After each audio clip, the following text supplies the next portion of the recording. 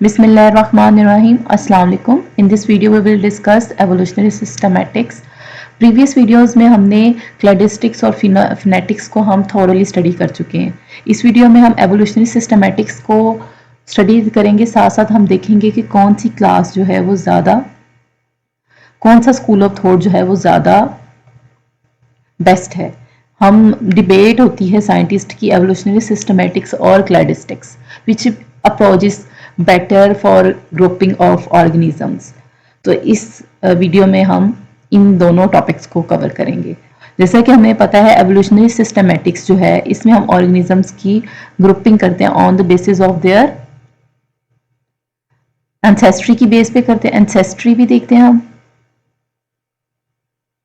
Sorry I have to change my pen, या ancestry देखते हैं, एवोल्यूशनरी ओरिजिन देखते हैं, ये हमें क्या क्या बताता है एवोल्यूशनरी ओरिजिन क्या है ऑर्गेनिजम्स का, और ये कब एक्सटिंक्ट हो रहे हैं, कहाँ से ये अडेप्टिव रेडिएशन इसकी निकली हैं, किस पॉइंट पे आके किस टाइम पीरियड में ये डाइवर्ट हुए थे, ये सारा कुछ एवोल्यूशनरी सिस्टमैटिक्स बताती है। लेकिन क्लैडिस्टिक्स अप्रोच में हम क्या देखते थे, उनकी कॉमन एंसेस्ट्री देखते थे कि कौन से ऑर्गेनिज्म जो है वो उनके पेरेंट्स कौन, मीन्स ये हमें नहीं बताता था कि उनका ओरिजिन कब हुआ है, वो एक्सटिंक्ट कब हुए हैं, ये सारा कुछ, ये सारा कौन बताती है हमें एवोल्यूशनरी सिस्टमैटिक्स। इसको हम ट्रेडिशनल अप्रोच भी कहते हैं, ये ट्रेडिशनल है, ठीक है। पिछली वीडियो में मैंने इसको सॉरी बाय मिस्टेक कह दिया था कि ये मॉडर्न सिस्टमैटिक्स है, लेकिन मॉडर्न सिस्टमैटिक्स क्लैडिस्टिक्स है। एवोल्यूशनरी सिस्टमैटिक्स जो है वो ट्रेडिशनल अप्रोच है, ठीक है। चलिए इसकी हम डेफिनेशन देखते हैं। Branch of biology classification that seeks to classify organism using a combination of phylogenetic relationship. Means हम क्या देखेंगे कि एक एंसेस्टर ने किस तरह दो ऑर्गेनिजम्स के डिसेंडेंट बने, मतलब इनकी कॉमन एंसेस्ट्री क्या है, और इन डिसेंडेंट ये जो उनसे दो डिसेंडेंट है इनमें कौन सा करेक्टर जो है वो शेयर, ठीक है। क्लोज रिलेटेड ऑर्गेनिज्म को हम एक ग्रुप में रखेंगे, ठीक है। और प्रोजेनिटर डिसेंडेंट रिलेशनशिप, ये मैंने आपको पिछली भी वीडियो में बता दिया था। प्रोजेनिटर क्या होता है, हस्बनफ देखेंगे, इसके पेरेंट्स कौन से हैं, इसके फॉर पेरेंट्स कौन से, और हम क्या करेंगे डिग्री ऑफ एवोल्यूशनरी चेंज, ये इसका मेन है। ये तो हम क्लैडिस्टिक्स में भी देखते थे। Degree of evolutionary change means कि कब ओरिजिन हुए और कब वो ऑर्गेनिजम्स जो हैं किस पॉइंट पे आके वो डाइवर्ट हुए हैं और कितनी डाइवर्जेंस हुई है, और वो एक्सटिंक्ट कर रहे हैं या अभी भी एग्जिस्ट करते हैं ऑर्गेनिजम्स। ये सारा कुछ हमें क्या बताता है, एवोल्यूशनरी सिस्टमैटिक्स बताती है। ये एक्चुअल पिक्चर देती है हमें एवोल्यूशनरी हिस्ट्री की। अच्छा, हम इसमें ऑर्गेनिजम्स की ग्रुपिंग किन बेसिस पे करते हैं, और हम इसमें ऑर्गेनिजम्स की क्लाइड में हम क्या करते थे, ऑर्गेनिजम्स की ग्रुपिंग करते हैं on the basis of their common ancestry.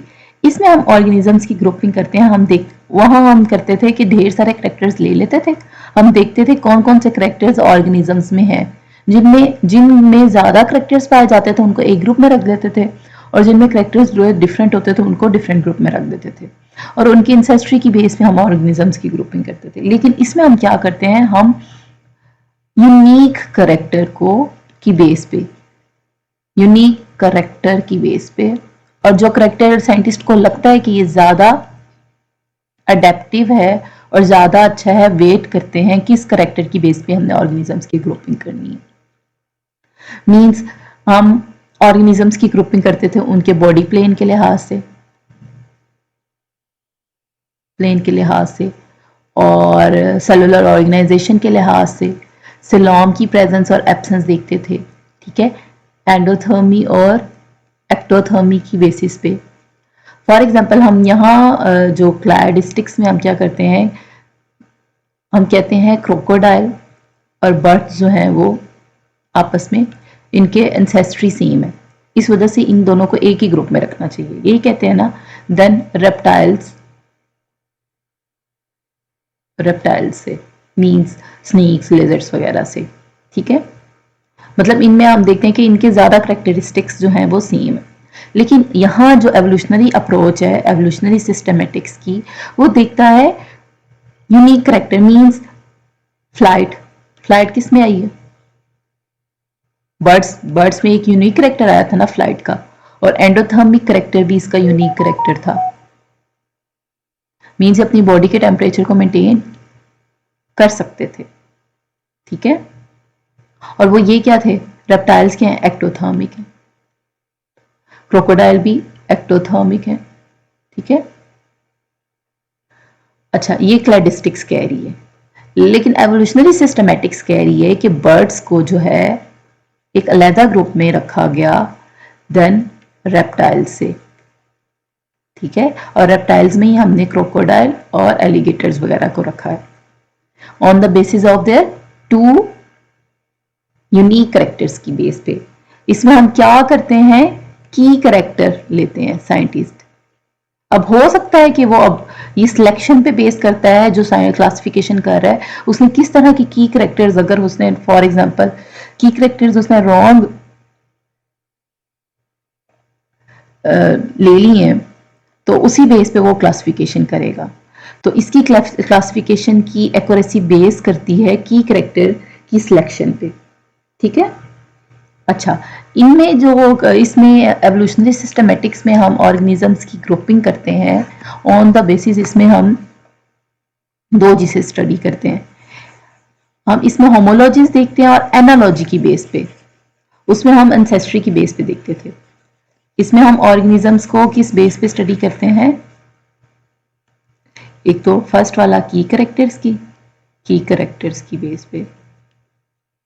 की करेक्टर्स कौन से होते हैं, यूनिक होते हैं, और अडेप्टिव करेक्टर्स अडेप्टिव जोन में जाते हैं, अडेप्टिव करेक्टर्स एक ही। और दूसरा हम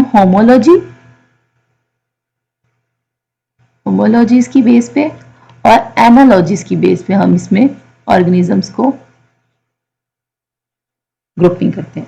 अब होमोलॉजीज क्या होती हैं, वो वाले ऑर्गेनिजम्स जिनका ओरिजिन सेम होता है, कॉमन एंसेस्टर होती है, कॉमन एंसेस्टर्स होते हैं, और उन्हीं से दो ऑर्गेनिजम्स डराइव हुए होते हैं, ठीक है। मतलब डाइवर्जेंट एवोल्यूशन को हम इसमें, वर्जेंट एवोल्यूशन इसी में आती है ना,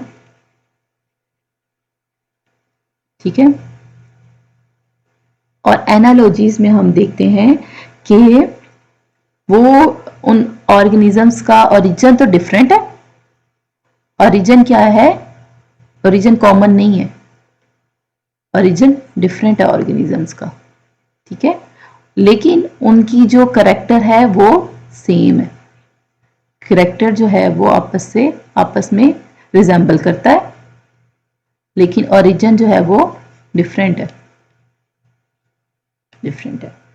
मीन्स के जैसे बर्ड्स भी फ्लाइट करते हैं, इंसेक्ट्स भी फ्लाइट्स करते हैं, लेकिन इंसेक्ट्स के विंग्स और बर्ड्स जो हैं कि विंग्स वो आपस में डिफरेंट है और दोनों फ्लाइट करते हैं। ये एनालॉजिस करेक्टर मीन्स ये कन्वर्जेंट एवोल्यूशन को, ये डाइवर्जेंट और कन्वर्जेंट एवोल्यूशन दोनों की बेस पे ऑर्गेनिजम्स की ग्रुपिंग करते हैं। लेकिन क्लैडिस्टिक्स में हम क्या करते थे, ओनली डाइवर्जेंट एवोल्यूशन की बेस पे हम ऑर्गेनिजम्स की ग्रुपिंग करते थे, ठीक है। ये हो गया। अच्छा, फाइलोजेनेटिक ट्री में जो है वक्त के साथ साथ जो जो चेंजेस आती हैं वो भी हम स्टडी करते हैं। अब इसमें हम क्या करते हैं, ये मैं आपको एक फाइलोजेनेटिक ट्री दिखाती हूँ। अब इस ट्री को हम किस तरह स्टडी करते हैं, इसमें क्या होता है, ये ऑर्गेनिज्म की ग्रुपिंग की होती है on the basis of there adaptive characters और कन्वर्जेंट एंड डाइवर्जेंट एवोल्यूशन की बेस पे, ठीक है। अच्छा, इसमें जो ब्रांच होती है, हर ब्रांच जो है ये एक डिस्टेंट ग्रुप को शो कर रही है। ये ब्रांच जो है ये डिस्टेंट ग्रुप, ये ब्रांच ये बता रही है कि ये डिस्टेंट ग्रुप्स हैं, ये ग्रुप्स को बताती है। और हर ग्रुप की जो विड्थ होती है, हर ग्रुप की जो विड्थ है वो बताती है कि इस ग्रुप में कितने मेंबर्स हैं, ठीक है। मेंबर्स को भी बताती है, जैसे ये देखें, ये एनाप्सिड, डायप्सिड और सिनैप्सिड, बर्ड्स और मैमल्स, डायप्सिड, रेप्टाइल्स, ये सारा ये बता रही है कि कौन सा। अब ये देखें, मैमल्स और बर्ड्स जो हैं वो ज़्यादा हैं। इस तरह ये क्या बताती है, ग्रुप मेंबर्स के बारे में बताती है। और ये जो टाइम स्केल है हमें बताता है कि वक्त के साथ साथ एवोल्यूशन किस तरह हो रही है।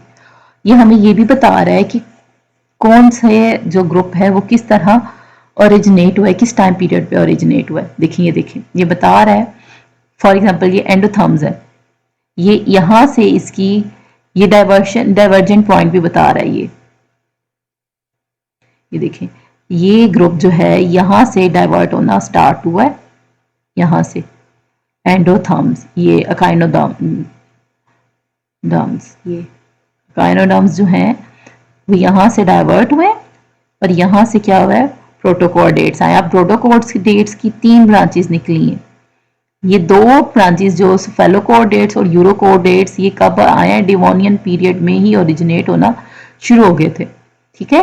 और हेमिकोडेट्स कब ओरिजिनेट हुए हैं, पर्मियम पीरियड में, ठीक है। अच्छा, और ये देखें ये बता रहा है कि ये देखें अभी तक ये ग्रुप की जो लेंथ है ये हमें बता रही है, ये ब्रांच की लेंथ की अभी भी ये एग्जिस्ट कर रहे हैं।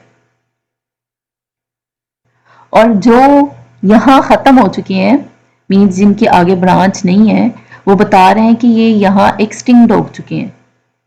ये एगेंथोडियंस जो है यहां एक्सटिंक्ट हो चुके हैं, ठीक है। मीन्स इसने हमें ओरिजिन भी बता दिया, एक्सटिंक्शन भी बता दी और उनकी एग्जिस्टेंस भी बता दी है, और बता दिए कि कौन सा जो है ऑर्गेनिजम्स किस कहाँ से ओरिजिनेट हुए हैं, डाइवर्जेंट। ये देखिए ये डाइवर्जेंट बताइए ना, ये यहां से 2 डाइवर्ज हुए हैं, ठीक है। ये सारा कुछ हमें क्या बता रहे हैं, ये मैंने आपको बता दिया। ये टाइम स्केल होता है इसमें एक तरफ, और एक दफा ऑर्गेनिजम्स की ग्रुपिंग होती है। और ये हमें क्या बताता है, एवोल्यूशनरी सिस्टमैटिक्स होल पिक्चर देता हमें ओरिजिन की भी और एग्जिस्टेंस की भी ऑर्गेनिजम्स के, ठीक है। अब हम देखते हैं कि which school of thought is best, cladistics और एवोल्यूशनरी सिस्टमैटिक्स। अच्छा, अब कुछ साइंटिस्ट कहते हैं ये स्कूल वाले थॉट क्लैडिस्टिक्स जो है ये कहते हैं कि हमारी अप्रोच ज़्यादा अच्छी है, क्योंकि इसमें हम ज़्यादा सारे एक्सपेरिमेंट करते हैं, बार बार हम रीड एक्सपेरिमेंट करते हैं और एक्सपेरिमेंट की बेस पे हम दोबारा रीड करते हैं कि इनको किस ऑर्गेनिजम्स को एक ग्रुप में होना चाहिए, और उनके इंसेस्ट्री देखते हैं, उन डिसेंडेंट्स देखते हैं। मींस हम करेक्टर्स को क्लासीफाई, ढेर सारे करेक्टर्स लेते हैं और उन करेक्टर्स को स्टडी करते हैं। जो सिमिलर करेक्टर वाले ग्रुप होते हैं और जिनका ओरिजिन सेम होता है उनको हम एक ग्रुप में रख देते हैं, ठीक है। लेकिन एवोल्यूशनरी सिस्टमैटिक्स वाले कहते हैं कि हम की करेक्टर की बेस पे करते हैं और जो यूनिक करेक्टर होता है उसी की बेस पे करना चाहिए, क्योंकि यूनिक करेक्टर ही हमें बताता है कि एवोल्यूशनरी प्रेशर क्या था उस टाइम पीरियड में। और हर ऑर्गेनिज्म एक प्रेशर जो होता है, एनवायरनमेंट होता है, उस लिहाज से अपने आप को अडेप्ट करता है।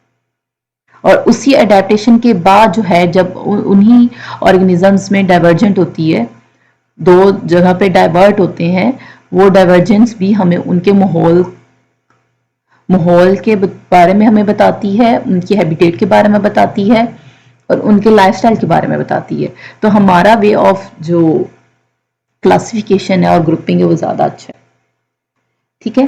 अब यहाँ थोड़ा सा डिफरेंस देख लेते हैं। क्लैडिस्टिक हमेशा मोनोफाइलेटिक, सिर्फ ये मोनोफाइलेटिक ग्रुप्स को लेता है और कहता है यही ग्रुप इन ग्रुप्स की बेस पे ऑर्गेनिजम्स की स्टडी करता है, ठीक है। मतलब जिसमें एक कॉमन एंसेस्टर होता है और बाकी उसके सारे डिसेंडेंट होते हैं। और एवोल्यूशनरी सिस्टमैटिक्स जो है वो पैराफाइलेटिक ग्रुप को भी सही मानता है, ग्रुपिंग को भी। ये मैंने पॉली और पैराफाइलेटिक ग्रुप जो है ये मैंने अपनी प्रीवियस वीडियोस में बता दिया, वहां से मैं लिंक्स नीचे दे दूंगी, आप वहां से देख लीजिएगा। पैराफाइलेटिक ग्रुपिंग और मोनोफाइलेटिक ग्रुपिंग दोनों को करेक्ट मानता है, ठीक है। और ये पैराफाइलेटिक ग्रुप को एक्सेप्ट ही नहीं करता, ना पॉलीफाइलेटिक ग्रुप को एक्सेप्ट करता है, ग्रुप को एक्सेप्ट करता है। अब मैंने आपको बताना था कि कौन सा ज्यादा है। फॉर एग्जांपल अब मैं कहूँ कि प्लास्टिक के नेल्स और स्टील के नेल्स ये पड़े हुए हैं, हर किसी नेल्स का साइज भी डिफरेंट है, कीलों का साइज डिफरेंट है, कोई छोटे कील हैं, कोई बड़े कील हैं, कोई इस तरह वाले कील हैं, तो उनकी आपने ग्रुपिंग करनी है। अगर हम ये कहें कि हमने प्लास्टिक वालों को एक तरफ रख दिए और स्टील वालों को एक तरफ रख दिए। फिर प्लास्टिक वालों में जिनके हेड डिफरेंट थे उनको डिफरेंट में रख दिया और इसको डिफरेंट में रख दिया। और अगर हम ये कहें, क्या हम नील्स कीज ये देखेंगे कि उनका हेड साइज क्या है और उनका जो टेल है उसकी वो किस तरह की है, उस बेस पे हम ऑर्गेनिज्म की ग्रुपिंग करेंगे। तो दोनों का ग्रुपिंग पैटर्न समहाउ सही है। मीन्स हम नहीं कह सकते कि ये बिल्कुल ठीक है और ये बिल्कुल ठीक है।